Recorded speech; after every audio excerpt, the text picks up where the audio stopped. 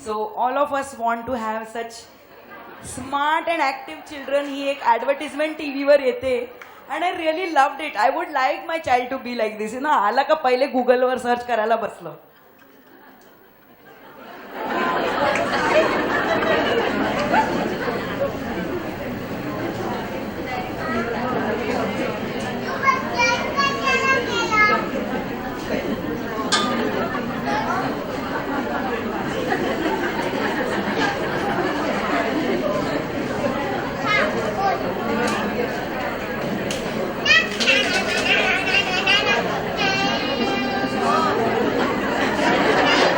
Doctor सुद्धा पाया पडले त्या बाळाच्या. So this is the generation that we are going to produce. They are born with the internet. थोडं टेक्निकली थोडासा फरक असेल कदाचित, लेबर रूम मधून नाही, पण नक्कीच पहिल्या बर्थडे नंतर ते बाळ तुमच्याकडे गॅलेक्सी तरी मागणारच.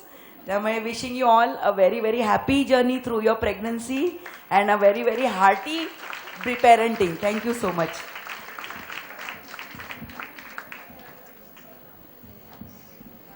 तुम्हाला आता समजलं असेल मी तिला जगतमाता का म्हटलं.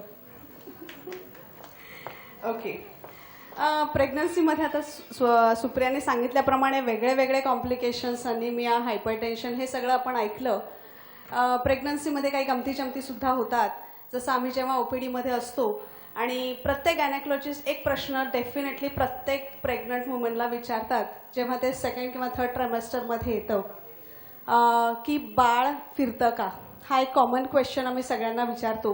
आणि त्याचं कारण हे असतं की बाळाला काही त्रास असेल तर पहिल्यांदा कळतं ते मातेला, की बाळ फिरायचं कमी झालं म्हणजे बाळाला त्रास होतो. तर असाच क्वेश्चन आम्ही प्रत्येक पेशंटला विचारतो. तशी एक पेशंट ओपीडीमध्ये आली होती आणि तिला विचारलं की क्या बाई बच्चा घूम रहा है ना. तिने इमिडिएटली सांगितलं, अरे डॉक्टर साहब क्या बताऊं, इतना घूमता है कि शाम तक घर पे ही नहीं आता है, जाके बुला के लेके आना पड़ता है. So she was talking about तिच्या पहिल्या चाइल्डबद्दल. So okay, that was a wonderful Supriya, that was wonderful presentation. ठीक आहे, आता आपण प्रेग्नंट झालो, डिलिव्हरी झाली, काहींचं सिझेरियन सेक्शन झालं आणि आता डिलिव्हरी झाल्यानंतर प्रत्येकाकडे बाळ आहे. आता इम्पॉर्टंट पिरियड आहे पोस्टनेटल केअर आणि लॅक्टेशन, डिलिव्हरी नंतरचा काळ. याच्यासाठी आपल्याकडे एक डॉक्टर आलेले आहेत, doctor Manisha Gogri. She is a certified child birth educator from child birth international. She has trained with the breast feeding promotion network of India, that is BPNI, Maharashtra. In 2008, she became a leader of La Leche Link International, that is the largest mother support group in the world. She conducts free meetings for pregnant and breastfeeding mothers.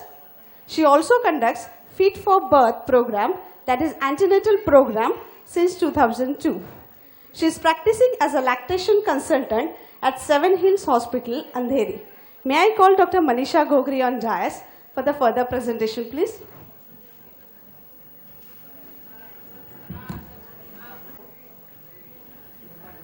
I would like to thank Dr. Rekha for the kind introduction. And also at the outset thank the organizers, Manaswini, Mrs. Nilima Davkare for having invited me today. मी मराठीत बोलायचा प्रयत्न करते. थोडंसं हिंदीत बोललं तर चालेल ना? Okay. Breast feeding and postnatal care. Next slide. Breastfeeding is the natural way to feed a baby. स्तनपान हे स्वाभाविक आहे आणि नेचरनी आपल्याला म्हणजे आपण जेव्हा आई होतो तेव्हा आपल्या बाळाला जी काय गरज असते ती आपण स्तनपानाने पुरी करू शकतो. आणि गरज म्हणजे फक्त त्याच्या खाण्यापिण्याची गरज नाही, पण जसं डॉक्टर अय्यर यांनी सांगितलं की त्याच्या दुसऱ्या पण गरजा असतात, इमोशनल, स्पिरिच्युअल. तर त्या गरजासुद्धा ब्रेस्ट फीडिंगने पूर्ण होतात. Next slide. नेचरमध्ये म्हणजे आपण मॅमल्स आहोत, तर इतर मॅमल्स आपण बघितलेलं आहे की जन्मताच सर्वात पहिले कोणतंही प्राण्याचं बाळ जे असतं ते काय करतं, तर ते आईचं स्तन शोधून स्तनपानाला सुरुवात करतं. आणि नेचरनी सर्व मॅमल्सना म्हणजे सगळ्या मॅमल्सच्या बाळांना ही एबिलिटी म्हणजे केपेबिलिटी दिलेली आहे की ते स्वतः आईचं स्तन शोधून स्तनपानाला सुरुवात करू शकतात.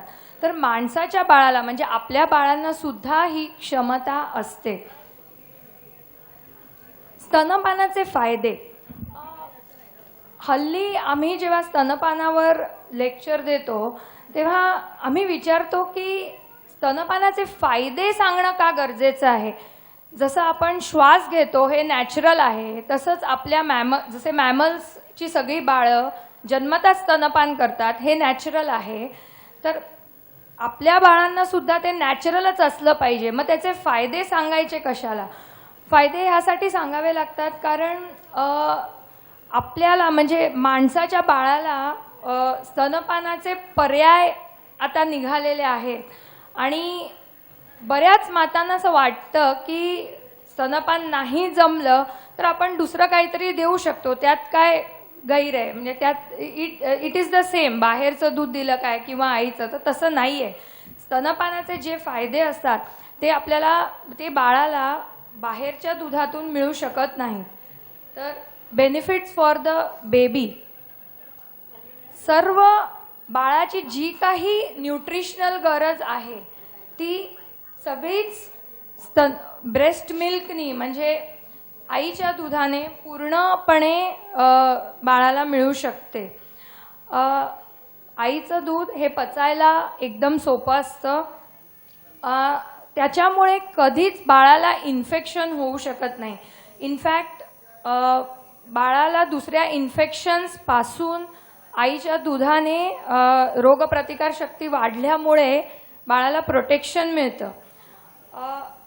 आईचं दूध हे नेहमीच योग्य टेम्परेचरवर असतं. म्हणजे त्याला जसं बाहेरचं काही देत असाल तर ते गरम करायचं, कोमट ठेवायचं, हे जे सगळं आईला करायला लागतं ते काहीच काम आईला करायला लागत नाही. बाळाला ज्या तापमानावर ते पाहिजे त्या तापमानावर ते मिळतं.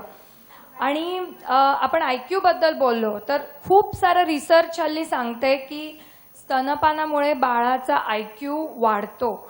आणि जितका लांब स्तनपान चालतं म्हणजे आई जर का 2 वर्षापर्यंत जे आताचं रेकमेंडेशन आहे बाळाला स्तनपान देते तर त्यांचा IQ लेवल खूप जास्त वाढतं. बाळाला अनेक रोगांपासून प्रोटेक्शन मिळतं. म्हणजे जी इन्फेक्शन्स नॉर्मली लहान बाळांना होतात, निओनेट्सना किंवा इन्फंट्सना, रेस्पिरेटरी इन्फेक्शन्स म्हणजे छातीची इन्फेक्शन्स किंवा कानाचे इन्फेक्शन्स, काही ॲलर्जीज ज्या होतात त्या स्तनपान घेणाऱ्या बाळांना होत नाही. आणि सर्वात महत्त्वाचं म्हणजे आईचं आणि बाळाचं जे बॉन्डिंग असतं, जे नातं असतं ते स्तनपानाने वाढतं. आणि ह्या बॉन्डिंगमुळे सुद्धा बाळाला इमोशनली खूप फायदे होतात. Next slide. नेक्स्ट. फक्त बाळालाच नाही तर आईला सुद्धा स्तनपानाने फायदे होतात. हे बऱ्याच आयांना माहिती असतं की ब्रेस्ट फीडिंग केल्यामुळे वजन कमी होतं लवकर. ते सर्वात आधी सांगतात सगळ्या की वेट लॉस करायला मदत होते. ते बरोबर आहे कारण बऱ्याच कॅलरीज वापरल्या जातात.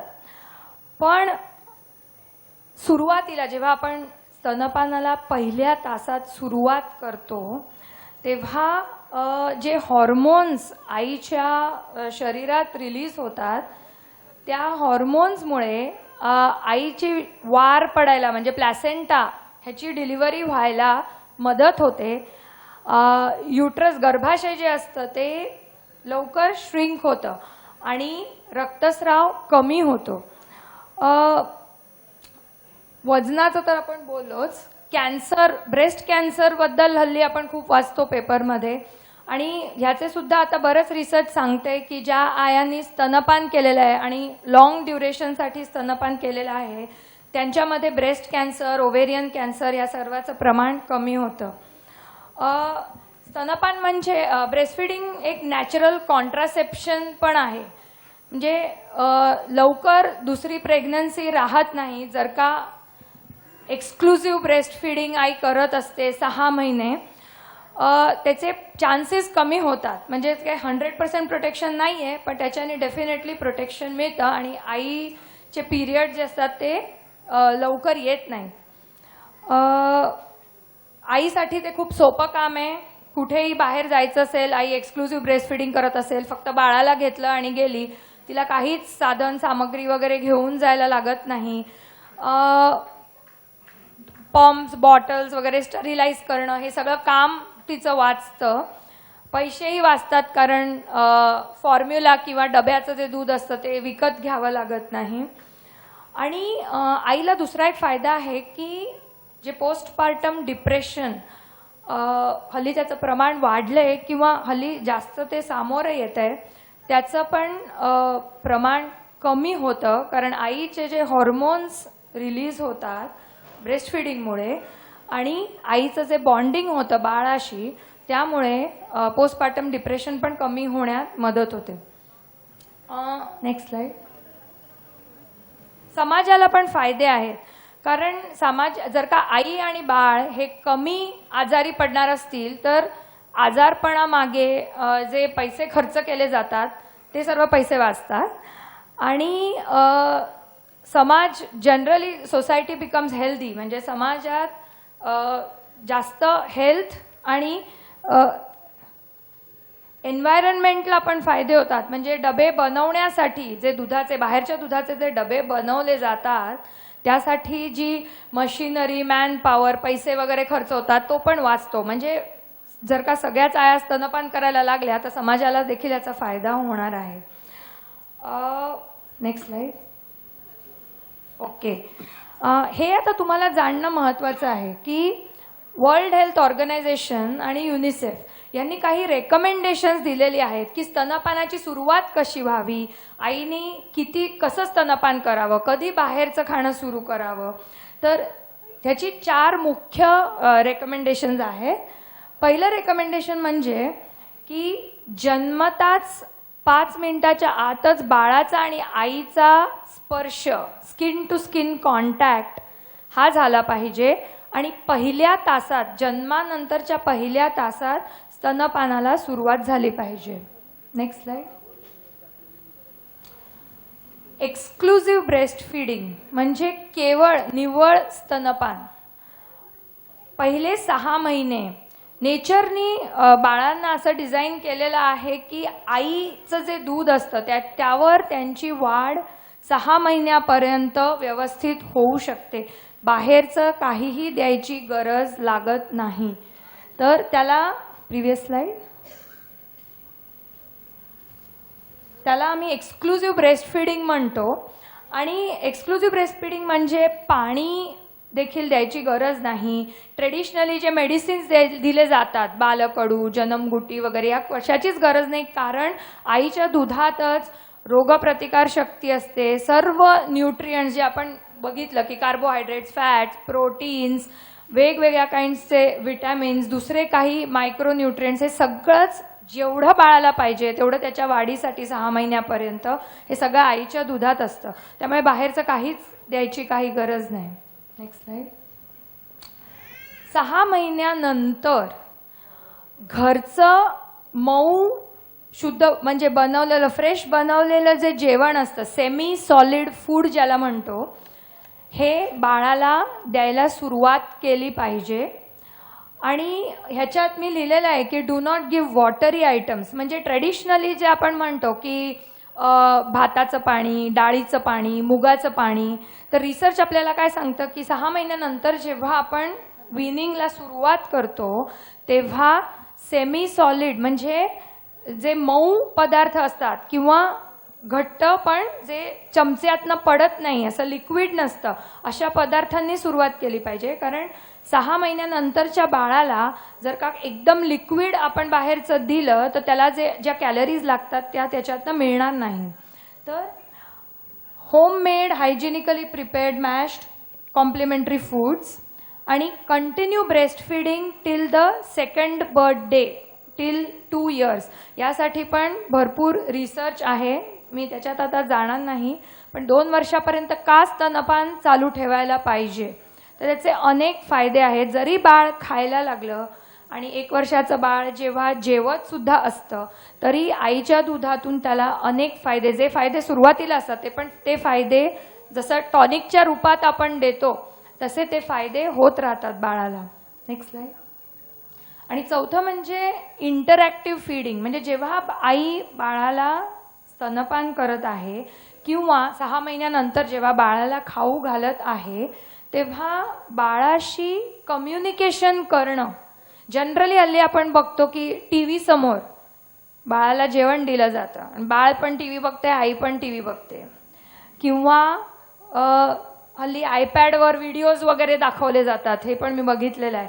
तर जेवण घालताना जे इंटरॅक्शन, जेव्हा पूर्ण फॅमिली जेवायला बसतं तेव्हा जर का बाळाला सर्वांबरोबर जेवायला बसवलं आणि तेव्हा खाऊ घातलं तर बाळाला त्याच्या IQला आणि EQला दोन्ही याला फायदा होतो. आणि इंटरॅक्शनमुळे बाळ लँग्वेज शिकतं आणि सोशल स्किल्स शिकतं. Next slide. नेक्स्ट. आपण बरेच वेळा ऐकतो, तुम्ही पण ऐकलं असेल की जरी हे माहीत असलं की 6 महिन्यापर्यंत निव्वळ स्तनपान, 2 वर्षापर्यंत स्तनपान चालू ठेवलं पाहिजे वगैरे, बऱ्याच बायका हे करू शकत नाहीत. आणि आपण ऐकतो की नाही ग, मला प्रॉब्लेम आला, माझं दूधच कमी झालं, माझं बाळ घेतच नव्हतं, मला खूप स्वेलिंग आलं, माझं छातीचं म्हणजे ब्रेस्टमध्ये पस झालं, एंगॉजमेंट झाली. तर काही प्रॉब्लेम्स आल्यामुळे